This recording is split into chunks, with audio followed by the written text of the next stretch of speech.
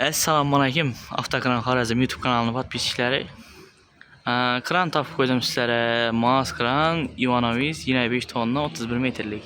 İşi burada edəb ötdüyünə. Şeyh nəzərəm. Köp adam daydı. Ağa bu kran nə edəb siz bir qatar aytıb ötsəyiz. Nə gəpsiz? Motor korobkası neçə girir? Motor korobkası çok iyi.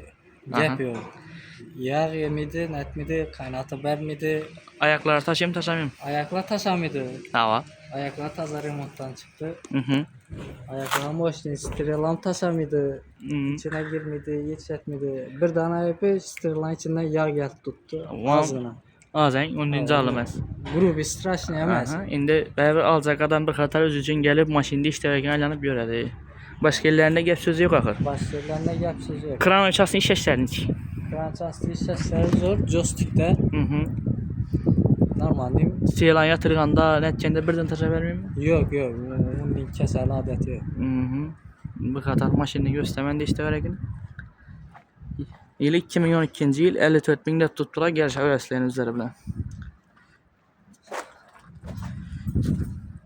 Bu addi maskalar karanda sel belentrak bu. Benimce bunu bizlik oda messi oladı.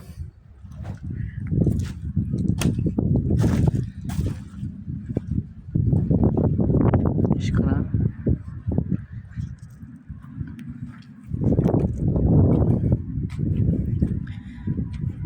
Alacaq vaxtlarız gələsizdən bu qatar maşınla işdə verəkin aylanıb peydəb görüb ana yesi bilən gəlişə vəsləkin.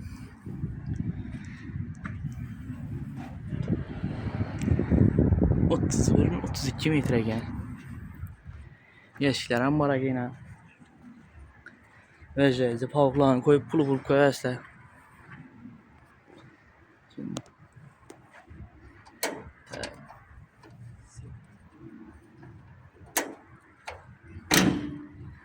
İçin hastanesiyle. Skor taşar bir dakika. Yok.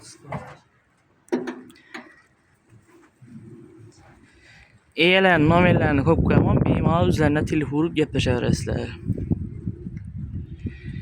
Yine 5 tonlalık 32 metrlik kran.